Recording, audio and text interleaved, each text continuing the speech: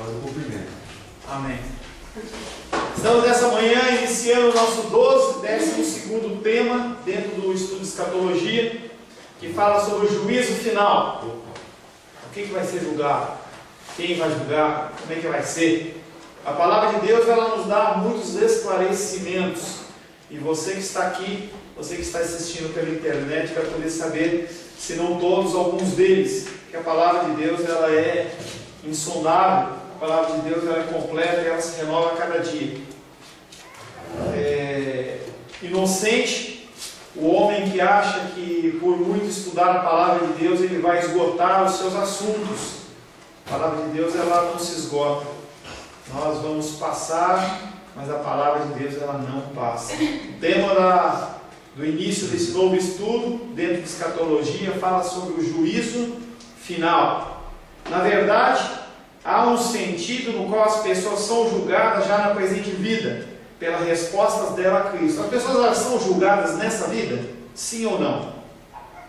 Sim, elas são julgadas nessa vida pelas coisas que elas fazem, pelas coisas que as pessoas deixam de fazer. Até o nosso organismo, ele reclama quando nós não nos alimentamos direito, quando nós não dormimos direito. Então isso acaba sendo uma punição, digamos um juízo.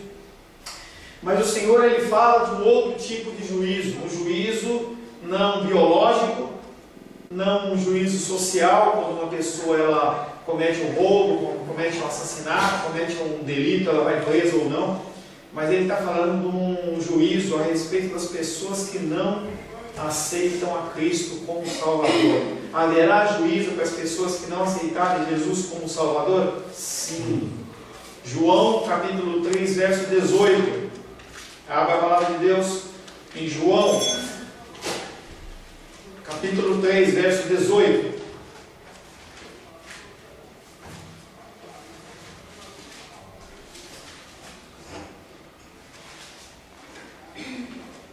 João capítulo 3, verso 18 diz assim: quem nele crê não é julgado. O que não crê já está julgado, porquanto não crê no nome do unigênito Filho de Deus. Quem nele crê não é julgado, mas quem nele crê não é julgado, mas o que não crê já está julgado. Em outras palavras, um julgamento divino, julgamento de Deus, recai já agora sobre aqueles que se recusam a crer em Cristo. Hoje na vida, a pessoa que não crê em Cristo, ela está perdida. Você vê pessoas que não têm realmente Cristo no coração, depressão, síndrome de pânico, tristeza, desespero. Eu lembro quando teve o plano Collor, que a Zélia Cardoso, ela congelou as poupanças, lembra daquilo? Que a pessoa tinha direito a tirar, acho que era 50 reais, 50, sei lá que moeda que era aquela. E as pessoas, elas ficaram desesperadas, tiveram pessoas que se mataram, porque não tem suporte, não tem a confiança em Cristo. O julgamento divino recai já agora sobre aqueles que se recusam a crer em Cristo. Mas a Bíblia também ensina que haverá um julgamento final. Nós já falamos que isso vai acontecer. Um julgamento final da história em que todos os homens aparecerão perante o trono de Cristo para serem julgados. Mas, pastor, nós acabamos de ler em João 3,18, diz que quem nele crê não é julgado. Como que é isso? Nós vamos ver no decorrer desse estudo.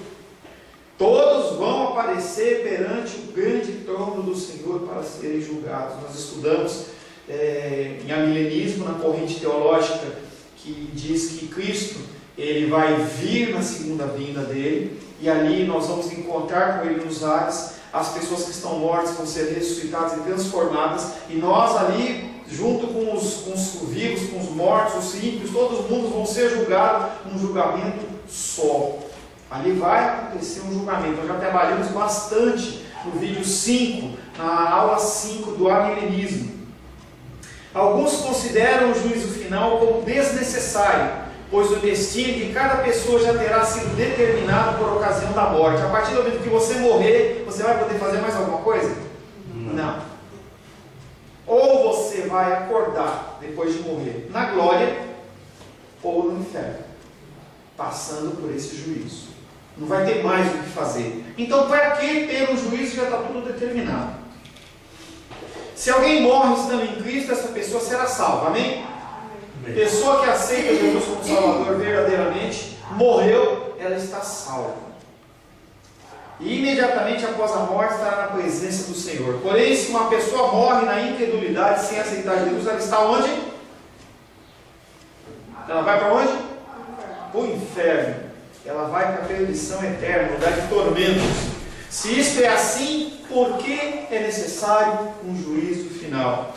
Sem dúvida, tal juízo seria necessário para aqueles que estivessem vivos. Pô, a pessoa está viva, ela merece o julgamento, ela não morreu ainda.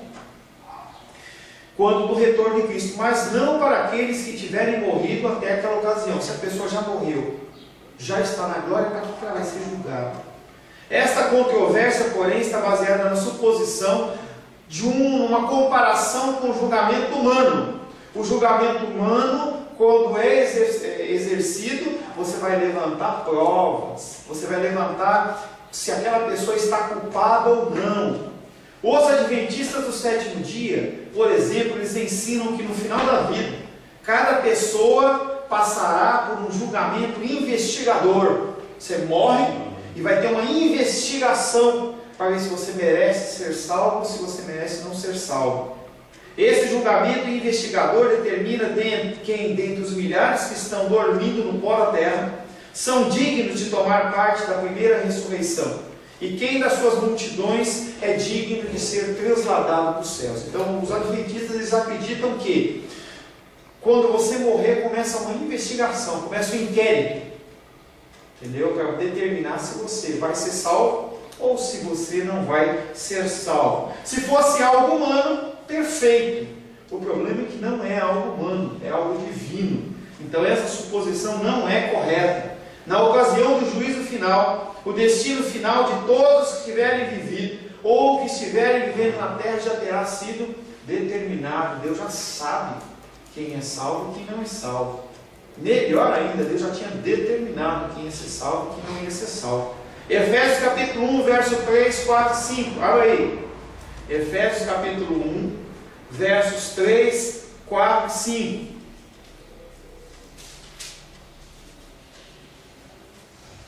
Quem achou a leia por gentileza. Efésios capítulo 1, versos 3, 4 e 5. Bendito Deus e Pai de nosso Senhor Jesus Cristo, que nos tem abençoado com toda sorte de bênçãos espirituais nas regiões celestiais em Cristo, assim como nos escolheu nele antes da fundação do mundo, para sermos santos e irrepreensíveis perante ele, e em amor nos predestinou para ele, para a adoção de filhos por meio de Jesus Cristo, segundo o beneplácito de sua vontade. Qual a adoção de filhos aí, lá? Assim como nos escolheu nele, antes da fundação do mundo, antes de você ter nascido. Nós já falamos bastante sobre esse assunto, mas antes de você nascer, eu já tinha te escolhido.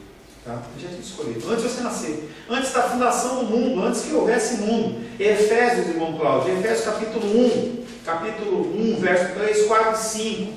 Antes da fundação do mundo, ele nos escolheu para sermos santos e irrepreensíveis por ele, e em amor nos predestinou. Como é que ele não vai saber quem está salvo e quem não está salvo? Como que ele vai saber? Como ele não vai saber?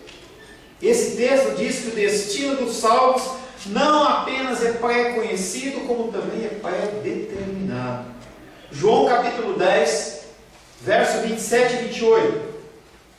João 10, verso 27 e 28. As minhas ovelhas ouvem a minha voz. Eu as conheço e elas me seguem. Eu lhes dou a vida eterna.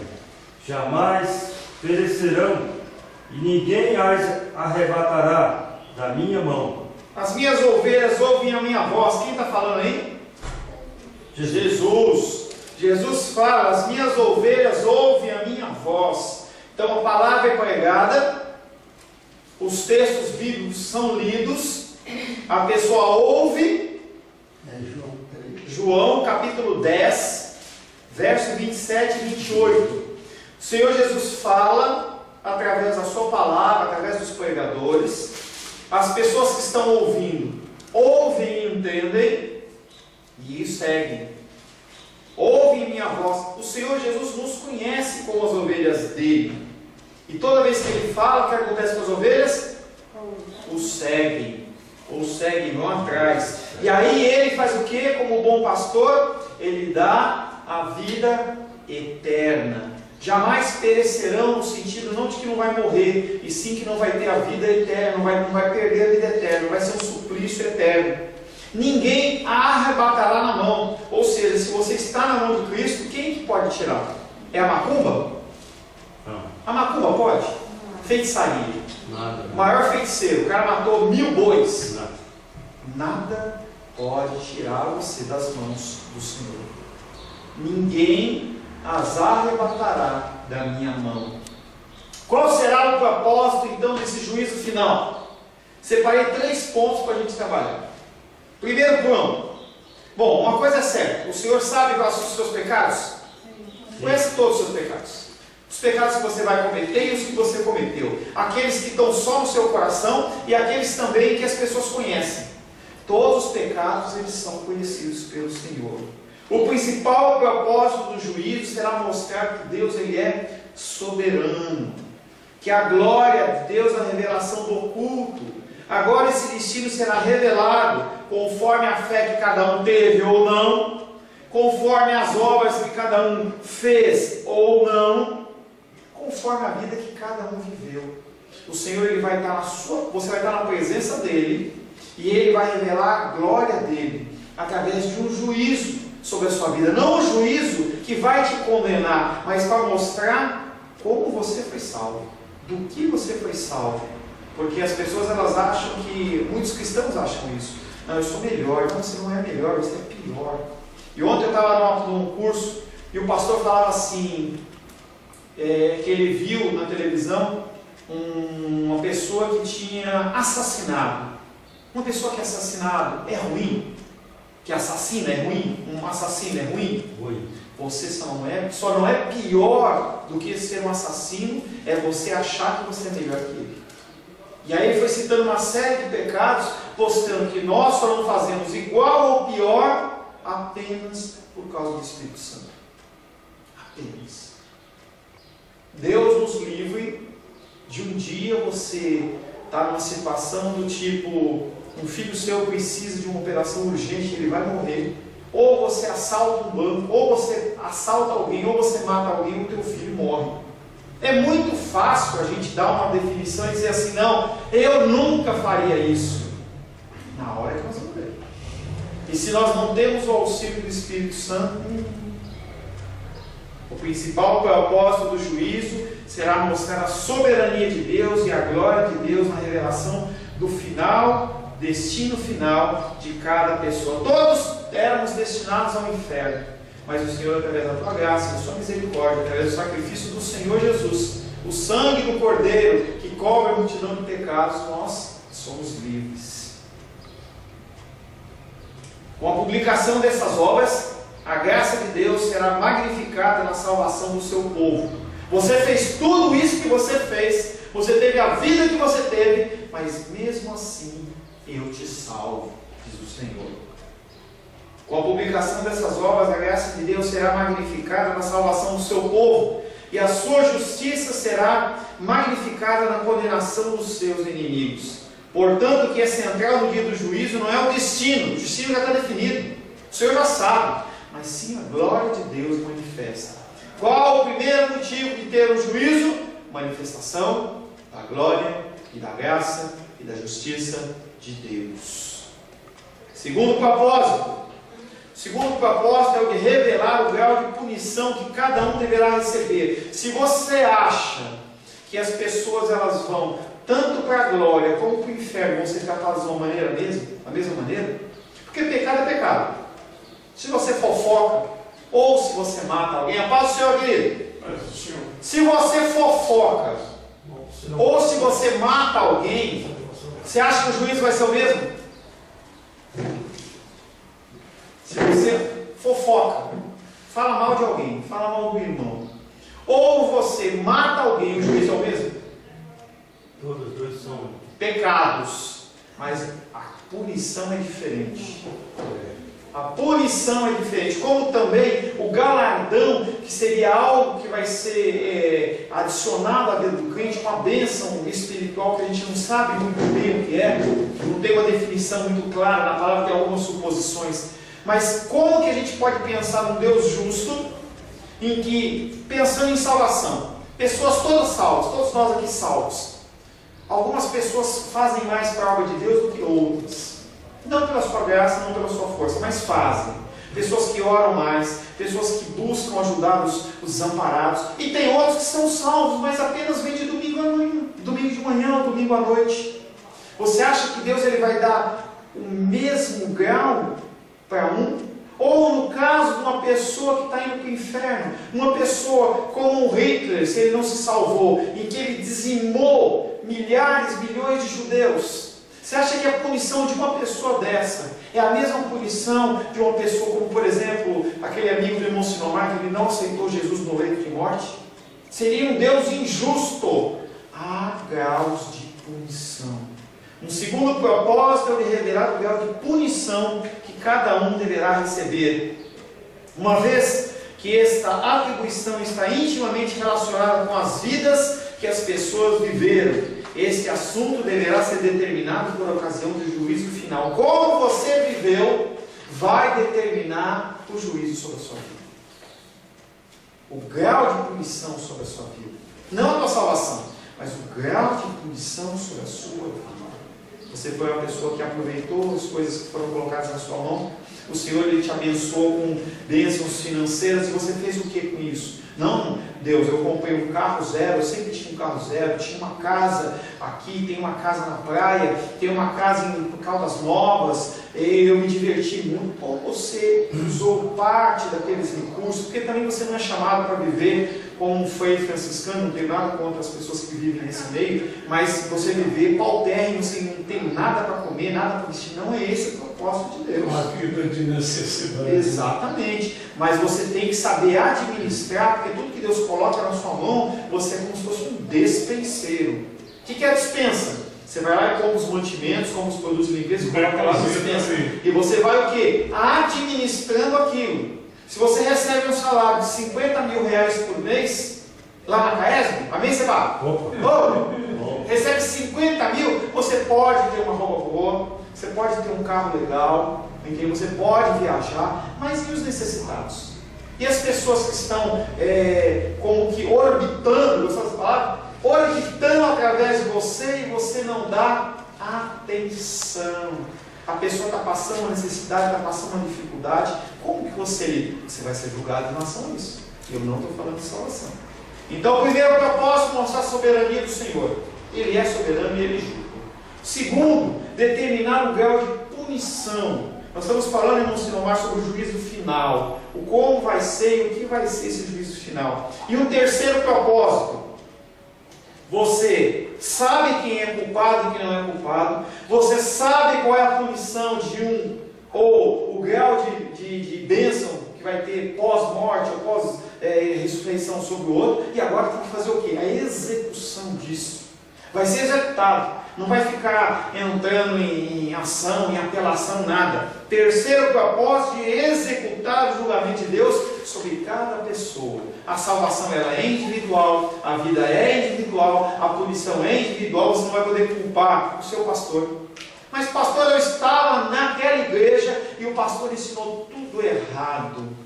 Culpado é você, não é o teu pastor. O pastor vai ter o julgamento dele. Mas você não pode se eximir em fazer a coisa certa, cumprir as coisas corretas, apenas porque alguém está te ensinando alguma coisa errada.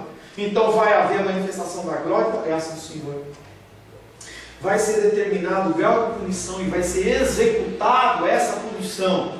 Um terceiro propósito é o de executar o julgamento de Deus sobre cada pessoa. Agora Deus designará em que cada pessoa passará a eternidade, ou no novos céus e nova terra, ou então no lugar de perdição, conhecido como Gêena, um lugar em que a temperatura é muito maior do que o inferno. Nós já falamos alguma coisa em Apocalipse. Há o inferno, que é um lugar de sofrimento, e há um lugar que chama Geena, que é pior que esse primeiro.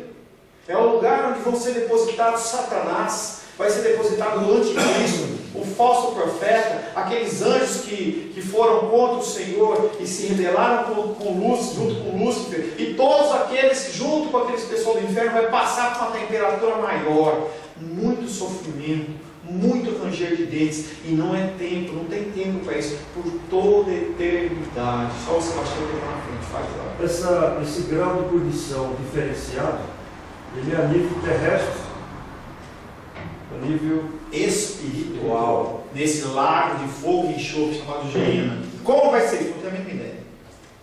Não sei se vai ter mais dor, não sei se vai ser trazido à memória as coisas que você passou, não sei dizer. Eu lembro que uma vez eu vi um filme, Robin Williams, um filme antigo, em que é um filme meramente espírita, assim, mas a ideia era uma coisa que pode dar uma luz para a gente.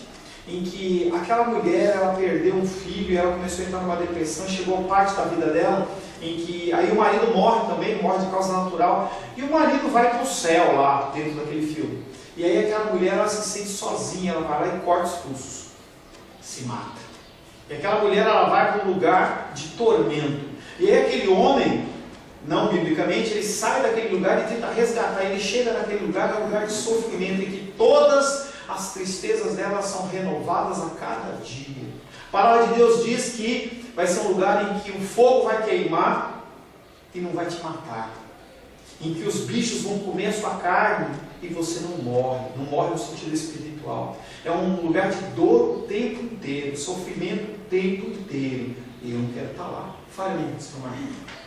Esses dois estágios diferentes da inferno e Geena, o Seol seria o purgatório que os católicos falam, ou intermediário entre essas duas? Sheol é uma palavra grega que diz inferno, o significado de inferno. Tem uns que falam Sheol, outros falam Seol. Então, tanto Seol como Sheol, a palavra é uma palavra grega que define inferno. Então, se coloca Sheol, é uma coisa só. Então, às vezes a pessoa coloca para ilustrar, mas algumas também colocam para falar, pô, eu sei, né? Você coloca uma palavra grega, o cara fala assim, nossa, Sheol, né? Uma palavra assim, não é a mesma coisa. Então, quando se foi traduzido o Apocalipse, que é basicamente onde usa essa palavra Sheol, lá estava escrito Sheol, porque ela estava escrita em grego. Então, quando a pessoa traduziu, alguns colocaram inferno, outros Sheol, mas a palavra é a mesma. Tá? Então, em relação ao lugar de punição, você tem o inferno, que é o lugar antes do julgamento, em que as pessoas que vão morrendo antes dessa segunda vinda de Cristo, elas vão sendo depositadas lá, e as outras, que o Senhor já conhece o julgamento delas, e aí depois tem o julgamento, as pessoas passam por Geena, que é o lugar de mais sofrimento. Então, Hitler, quando foi para o inferno, não. Sim, entendi. Ele não foi castigado, ele foi premiado com retorno à casa dele, porque ele era o demônio de pessoa. Entendi. Entenda que quando a gente fala, por exemplo, de anticristo, todas as pessoas que são contra Cristo, elas são anticristo, são tipos de anticristo. A gente vê anticristos por toda a história. A gente vê anticristo naquele Jamin Dadá, lembra daquele, era o líder lá? Kenyan Congo. Não lembro, com aquele líder lá. Ele matava todo mundo. Você vê o Saddam Hussein, ele matava um monte de gente. Você vê César naquela época do Império Romano, Antíoco, que era um outro que era muito ruim, era pior que César. Não se fala muito desse cara. Antíoco Epifano, ele é um cara que deflagrou a destruição de Jerusalém, e ele é um cara que saiu perseguindo os judeus, matou mais gente que Hitler. De certo modo, entendeu? Em comparativo em relação à população da época. Então eram pessoas que foram levantando-se na história contra a figura de Cristo e contra os ensinamentos do Senhor. São tipos de anticristo. Hoje tem anticristo, tem um monte. Pessoas, inclusive, que são pastores e declaram o evangelho que não é cristão. Hoje mesmo repetiu-se um documentário do SBT, viu ontem à noite, SBT Repórter, um negócio assim, que sobre a Armênia. Se destruiu mais do que na Armênia, mais cidadãos cristãos do que, porque foi lá o berço da primeiro país que assumiu o cristianismo.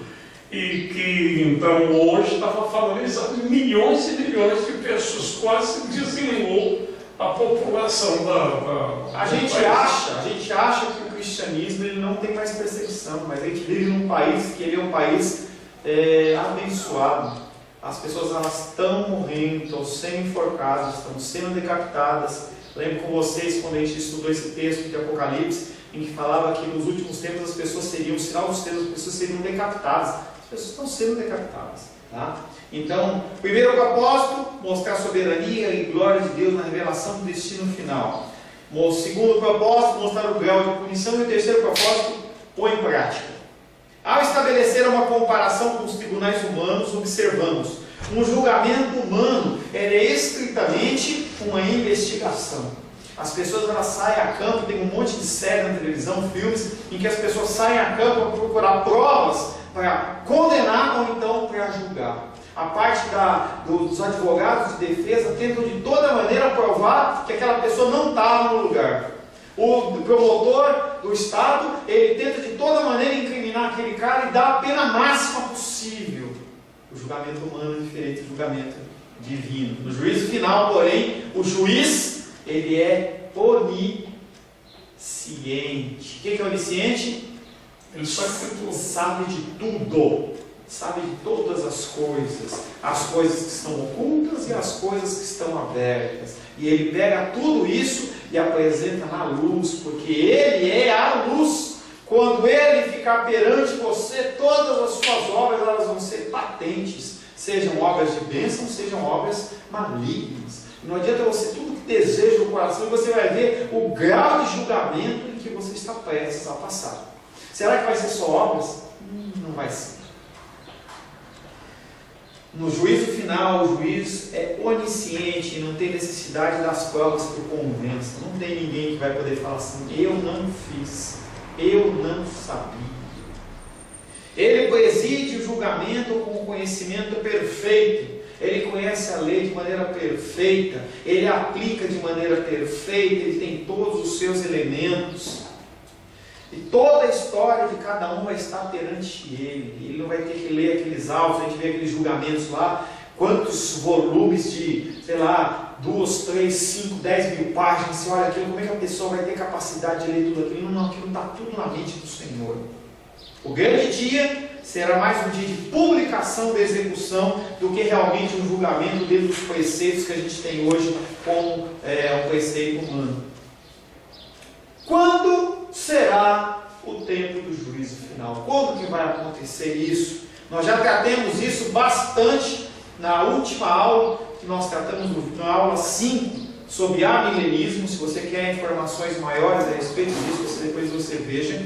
Mas basicamente esse juízo vai se dar quando Jesus Cristo vier na segunda ressurreição. Nós começamos falando sobre isso. Nós que estamos mortos, os que estão mortos, ressuscitam com o corpo transformado.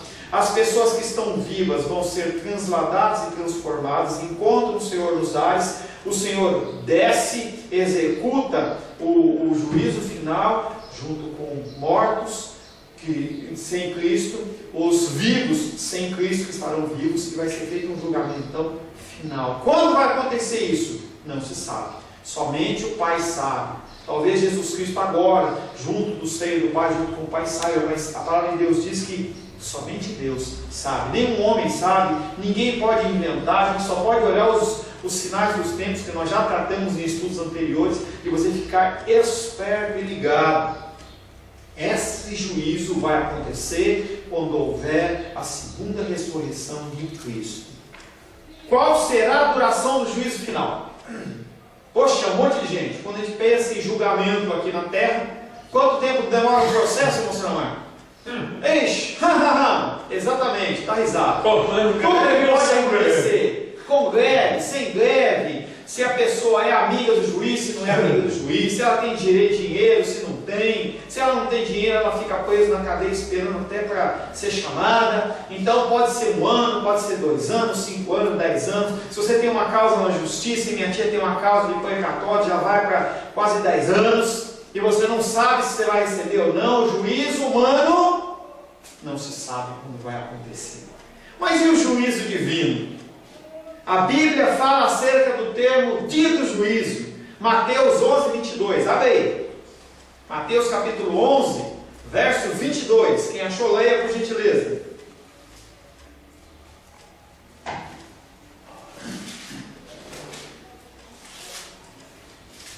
onze, 22. 11, 22. E mantém aberto Mateus, que vai ter mais texto aí.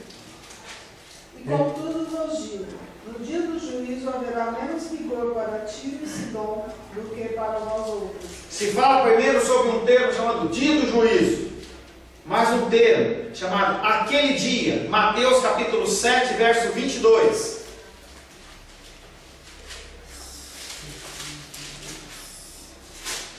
Muitos naquele dia hão de dizer-me: Senhor, Senhor, porventura não temos nós profetizados em teu nome? E em teu nome não expelimos demônios? E em teu nome não fizemos muitos milagres? O povo é engraçado. Eles vão estar perante o Rei dos Reis, Senhor dos Senhores, em julgamento, e eles ainda vão questionar. Eles vão olhar e falar: poxa, eu era pastor da igreja tal, eu falei muito da tua palavra, eu expulsei demônio, eu curei pessoas. E aí Jesus Cristo vai olhar para ele e falar o quê? Não te conheço. Sai fora. Vai ser como dar uma descarga. Sabe a descarga? Pessoas que acham que são cristãos e não são cristãos. Primeiro termo, dia do juízo. Segundo, aquele dia. Devia estar em letra maiúscula, caixa alta. Aquele dia, não vai ter um dia diferente daquele. Aquele dia. Um terceiro termo é o dia da ira. Romanos capítulo 2, verso 5. Depois de João, Atos, Romanos. Romanos capítulo 2, verso 5. Mas, segundo a tua dureza e coração impenitente, acumulas contra ti mesmo ira para o dia da ira e da revelação do justo juízo de Deus. Você ouve a palavra e não muda. Você ouve a exortação e não muda. Você lê a palavra e não muda. Coração duro. A pessoa está falando, está aprendendo, você está com o coração duro. A pessoa está te chamando a atenção e você continua duro. Duro, coração duro. E a palavra de Deus diz: mas segundo a tua dureza e o seu coração impenitente. O que é o coração impenitente? Não se rende, não se humilha, não abaixa a cabeça e diz: eu estou errado. Acumulas contra ti mesmo ira. Cada coisa que você faz errado, você está acumulando sobre a sua vida mais peso. Vai aumentando a sentença. Não é que nem aqui no Brasil que o cara pega 1000 anos. Tem cara que pega 1000 anos de sentença no juízo. O cara matou um monte de gente, 1000 anos. Mas só pode cumprir 30. Não. Aqui cada ano acumulado vai gerar peso para você no juízo. Para mim e para você. Para as pessoas que não são salvas também. A pessoa comete e vive como ela quer e ela acha que não vai ter nenhum tipo de punição. Eu estou salvo. Está tudo certo. Não vai acontecer nada. Eu posso viver do jeito que eu quero. Tem muita gente que acha isso. E nós lemos um texto que fala que aqueles que estão na mão do Senhor, ninguém arrebata. Nada tira. Ele está com a mãozinha fechada. E aí, alguns acham que estão dentro dessa mão e falam assim: eu já fui batizado. Eu vou na igreja. Eu dou meu dízimo. Eu expulso demônio. Eu expulso demônio. Eu vivo nesse contexto aqui. Eu estou só. Está fora da mão. Cuidado. Cuidado. Lê de novo, Sebastião. Mais segundo. 5. Mas, segundo a tua dureza e coração impenitente, acumulas contra ti mesmo ira para o dia da ira e da revelação do justo juízo de Deus. Bom, então quanto tempo vai demorar? Vai ser um dia? Será que um dia é um dia de 24 horas? Não podemos presumir que o dia de juízo será um dia de 24 horas. Pode ser, pode. Deus ele é soberano, ele faz como ele quer. Mas a gente está vendo na palavra de Deus dizendo que um dia é como se fosse 1000 anos. Tá? Então a gente não sabe quanto vai ser cronologicamente esse tempo. Mas também nós não podemos falar que vai ser como, por exemplo, os testemunhos de Jeová, que diz que o dia de juízo vai se estender pelos primeiros 1000 anos. Então 1000 anos é o tempo para Deus estar julgando essas causas todas. Não tem nada escrito em relação a isso. Tá? Passamos agora a examinar as circunstâncias do juízo final. Quem será o juiz? Quem vai julgar? Será que vai ser o juiz lá do Supremo lá? Como chama o juiz lá do Supremo? Aquele que foi embora? O Barbosa?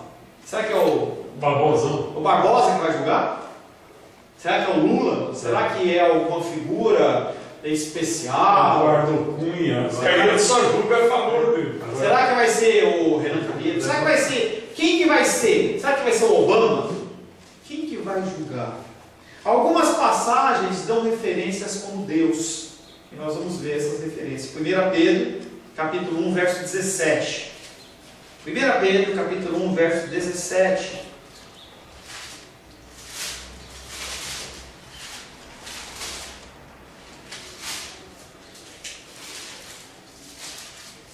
Capítulo 1, verso 17. Vai lá, Rosário. Lê aí que você não leu ainda hoje. Porque se for da vontade de Deus... Não. Não. 1 Pedro, capítulo 1, verso 17. Ora, se invocais como Pai aquele que, sem exceção de pessoas, julga segundo as obras de cada um, portai-vos com temor durante o tempo da vossa peregrinação. Esse texto fala de nós invocarmos o Pai, aquele que julga imparcialmente conforme as suas obras. Segundo texto, Romanos 14, 10. Romanos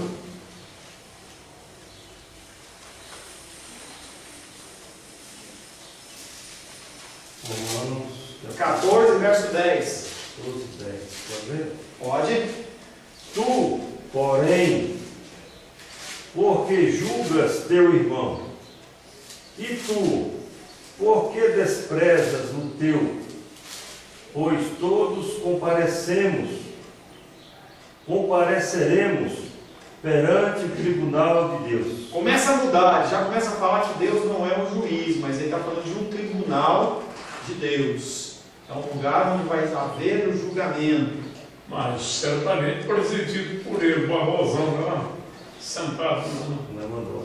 João capítulo 5, versos 22 e 23.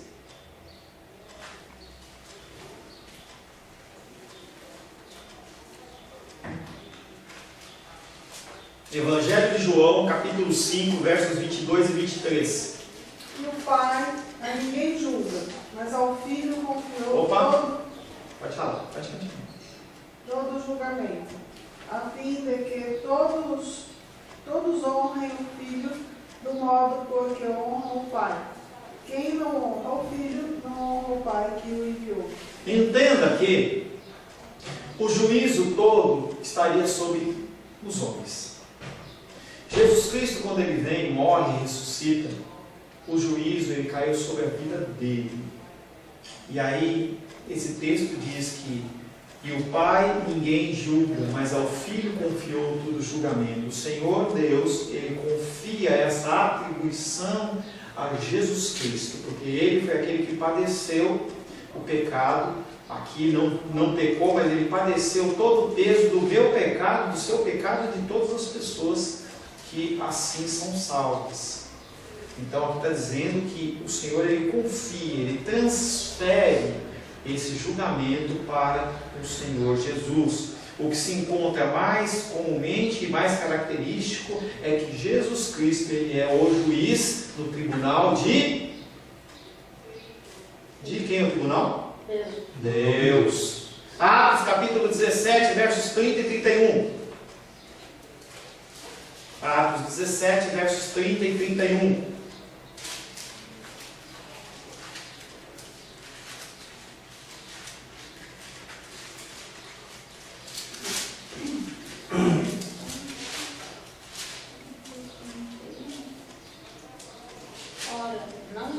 fariseus contra os tempos da ignorância. Agora, porém, notifica aos homens que todos, em toda parte, se arrependam, porquanto estabeleceu um dia em que há de julgar o mundo com justiça, por meio de um varão que destinou e acreditou diante de todos, ressuscitando-o dentre os mortos. E aí nesse texto de Atos 17, 30 e 31 fala que haverá um julgamento, e ele fala assim que esse julgamento será feito na parte do 31, por meio de um varão que destinou e acreditou diante de todos, ressuscitando dentre os mortos. Quem foi que ressuscitou dentre os mortos? Jesus. Tá? 2 Timóteo capítulo 4, verso 8.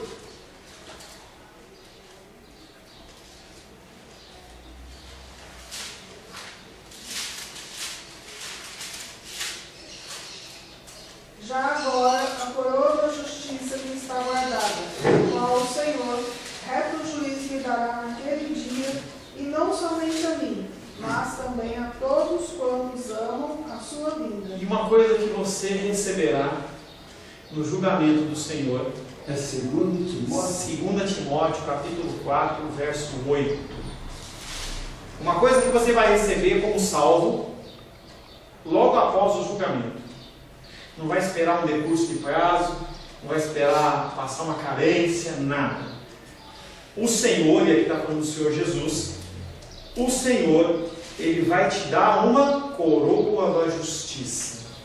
Uma coroa em que vai falar assim: Sinomar, você foi salvo e você recebe essa coroa, não porque você é justo, mas você foi justificado por Deus. Aí o Senhor vai colocar uma coroa física ou espiritual, uma coroa sobre a sua cabeça, dizendo que você está justificado. Você não está aquém daqueles que o Senhor não conhece, você é daqueles que está conhecido e está justificado. E Ele fala para mim e para você, que é salvo, justificado, Ele fala assim: bendito, vem do seio do Pai. Não tem descarga aqui, vai lá, fica aqui. Tá? E não tem trânsito em julgado. Não tem, não demora nada, é ali ó, papum. 2 Coríntios 5:10.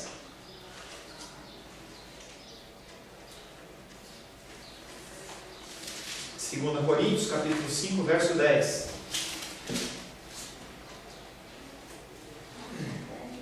Porque importa que todos nós compramos, Não, bom. Porque todos importam que todos nós compareçamos perante o tribunal de Cristo, para que cada um receba segundo o bem ou o mal que tiver feito por meio do corpo. Mais um texto que diz que todos vão comparecer ao tribunal de Cristo. É realmente mais apropriado que Cristo seja o juiz do juízo final. Foi Ele quem encarnou, morreu, ressuscitou e novamente vai aparecer e vai voltar para a salvação do seu povo. Os que nele creem já estão salvos. Os que nele não creem já estão julgados. Os que o rejeitaram, pecaram contra ele, é apropriado que eles também rejeitaram o juiz. A palavra de Deus que diz que se você rejeitar o nome do Senhor, você vai ser rejeitado perante Deus Pai e perante os anjos. Então hoje é tempo da gente mostrar que a gente não rejeita esse juiz. Ah, mas eu amo Jesus. Você vive como? Você segue a sua palavra? Agora Cristo levará à consumação a sua obra salvadora para o seu povo. O juízo significará a subjugação total de todos os seus inimigos e a consumação do seu reino, após o que ele entregará o reino a Deus e Pai. Ele, como juiz, ele vai fazer o juízo, e ele, dentro da função dele como Deus, ele vai executar o juízo, vai chegar para Deus e falar assim: está feito o juízo, entrega o reino nas suas mãos, Deus. 1 Coríntios capítulo 15, verso 24. 1 Coríntios capítulo 15, verso 24. E então virá o fim, quando ele entregar o reino ao Deus e Pai, quando houver destruído todo o principado, bem como toda potestade e poder. Todos que se levantam contra Cristo vão cair de joelho e vão reconhecer que Jesus Cristo, Ele é o Senhor. Satanás, com todo o poderio dele, ele vai estar perante o Filho, aquele que não é mais a ovelhinha, mas ele é o leão da tribo de Judá. Ele vai estar, Satanás vai estar perante ele e vai ser julgado pelas suas obras. Deve ser um julgamento mais longo, né? Vai demorar um pouquinho mais ali. Mas ele vai ser julgado e ele vai ter que cair de joelho, vai ter que reconhecer. Não tem nada que possa falar, nem ser humano, nem principado, potestade, nem força, nem poder, nem presidente, nem ninguém. Lá nos Estados Unidos foi liberado, lá a lei do homossexualismo, está liberado. Vai ser julgado quem aprovou. Se teve um julgamento e foi 20 juízes, 15 aprovaram e 5 não, aqueles 5 estão isentos porque eles foram contra, mas e os outros 15? Vão ser julgados pelo que eles estão fazendo. Você tem sido colocado em situações em que você pode demonstrar ou não a graça e a glória do Senhor, em coisas pequenas e em coisas maiores.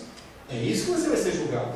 Não, mas eu nunca matei, eu nunca roubei. Isso é um estigma em que você se compara com pessoas da sociedade. Você tem que se comparar com o exemplo que é Cristo. Não é um exemplo humano. Não se compare comigo, se compare com Cristo. Eu vou estender um pouquinho mais para a gente finalizar esse tema, depois a gente acaba um pouquinho mais cedo. No ato de julgar, Cristo será assistido pelos anjos. Os anjos eles vão estar dando assistência a Deus, a Jesus Cristo. Fica evidente que os anjos tomarão parte no juízo final. Mateus capítulo 13, versos 41, 42 e 43.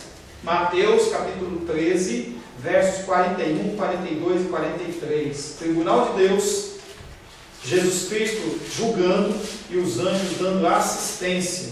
De repente eles são meirinho, né?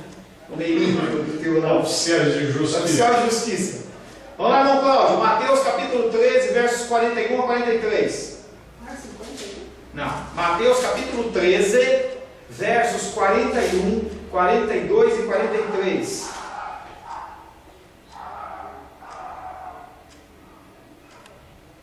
(41, 43). Enquanto O 41 diz: mandará. É isso aí, pode ir. Você não fez meu óculos. Quer que outra pessoa leia? Mandará o Filho do Homem os seus anjos, e eles colherão do seu reino tudo que causa escândalo, os que cometem iniquidade. Continua, até o 40. Lançá-los-ão à fornalha de fogo, e ali haverá pranto e ranger de dentes. Então, continua. Então os justos resplandecerão com o sol no reino de seu Pai. Quem tem ouvidos para ouvir, ouça. Não sei se no sentido literal ou não, mas os anjos vão ser quem vão pegar a pessoa pelo braço, algemada ou não, e vai levar para o juízo. O juízo não, para o cumprimento da pena. Vão ser levados para o lugar de tormento. O juízo, o Senhor Jesus ele não vai levantar, não vai ser que nem eu brinquei com vocês da descarga, mas os anjos, pelo menos, ou literalmente ou espiritualmente, eles vão pegar as pessoas e levar para o lugar de juízo. O Geena é o lugar de fogo.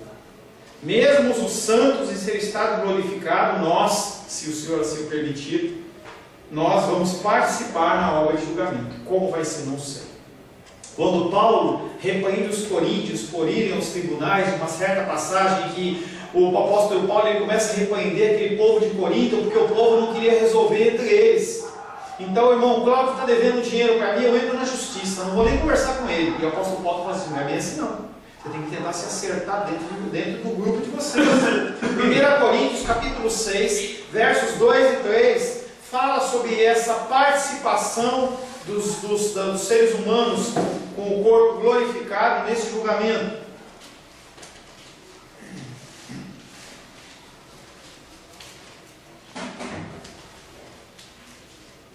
Primeira Coríntios capítulo 6, versos 2 e 3. Ou não sabeis que os santos hão de julgar o mundo? Ora, se o mundo deverá ser julgado por vós, sois acaso indignos de julgar as coisas mínimas? Não sabeis que havemos de julgar os próprios anjos? quanto mais as coisas dessa vida. Qual vai ser a nossa participação nesse julgamento? Não sei. Talvez com testemunhas, não sei dizer. Tá? Esse texto também se confirma em outro texto de Mateus 19, 28. Mateus capítulo 19, verso 28.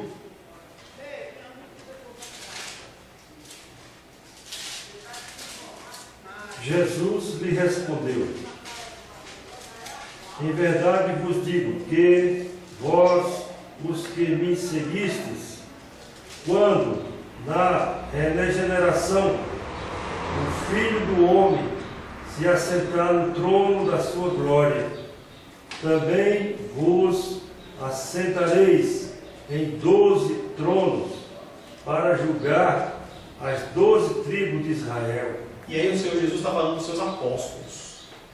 Está falando que quando ele estiver sentado no trono, os apóstolos, aqueles que foram escolhidos pelo Senhor, exceto Judas, em que Matias foi colocado no seu lugar, eles se assentarão junto com o Senhor, cada um num trono, para julgar as 12 tribos de Israel, falando em relação ao Israel de Deus, que nós já falamos sobre isso. Então, é claro que os anjos vão ser julgados, vão dar assistência, os que caíram vão ser julgados, aqueles que não caíram vão dar assistência, e que nós, como salvos, vamos participar de alguma maneira desse julgamento. Amém? Amém. Nós vamos parar por aqui. Semana que vem a gente vai dar continuidade e nós vamos começar a falar assim, quem vai ser julgado? Nós já falamos onde vai ser o tribunal, quanto tempo, e agora nessa parte da semana que vem nós vamos ver quem será. A paz seja convosco. Meu nome é Paulo César. Eu sou pastor da Igreja Cristã Semente de Vida, aqui em Brasília, Distrito Federal. Me alegro que a palavra tenha te alcançado. A palavra faz isso. Ela alcança as pessoas aonde quer que elas estejam. E você foi agraciado com esta palavra. Não que eu tenha nada especial a te dizer. A palavra ela é suficiente e ela usa quem ela quer. E eu me alegro por ter sido um canal para poder te abençoar. Mas eu quero te dizer que não basta você ser um ouvinte, não basta ser uma pessoa que se alegra quando você ouve a palavra de Deus. A vida, ela é feita de decisões. Se você está ouvindo essa palavra hoje, eu creio que o Espírito Santo tem um propósito especial com você. Muito mais do que prosperidade, muito mais do que uma cura física, uma cura emocional ou espiritual, Ele quer te alcançar para a vida eterna. Nós investimos nosso tempo, nós investimos as nossas forças em coisas terrenas, mas o Senhor Ele tem muito mais a oferecer. Ele tem sim para você a cura, Ele tem sim para você a prosperidade, mas Ele tem muito mais que isso. Submeta-se a um Deus que Ele é capaz de mudar e transformar a sua vida por completo. Creio que o Espírito Santo Ele é capaz de tocar o teu coração. Quero pedir que você curve a sua cabeça. Senhor, em nome de Jesus, coloco na tua presença essa vida que ouve esta ministração, que ouve esta palavra. Pai, eu não tenho capacitação nenhuma, mas o teu Espírito Ele é capaz sim de tocar nesta vida, gerar nela mudança, transformação, arrependimento, e que ela possa simplesmente bater no peito, convencendo-se que é pecadora e que precisa de um Deus salvador. Não há um caminho a ti, meu Deus, que não seja através de Cristo. E eu lhe peço, Pai querido, que você alcance essa vida e ele possa sim tomar uma decisão pessoal pelo Senhor, em nome de Jesus. Amém. Amém, meu querido. Amém, minha querida. Fico contente que você esteja ouvindo essa ministração até o fim. E peço que você não se limite a ouvir os cultos pela internet. Você procure perto da sua casa uma igreja, um lugar que proclame a palavra do Senhor. Eu oro para que o Espírito Santo te direcione nessa busca, porque muita coisa tem sido oferecida que não é o Evangelho. Eu abençoo a sua vida em nome de Jesus. Amém.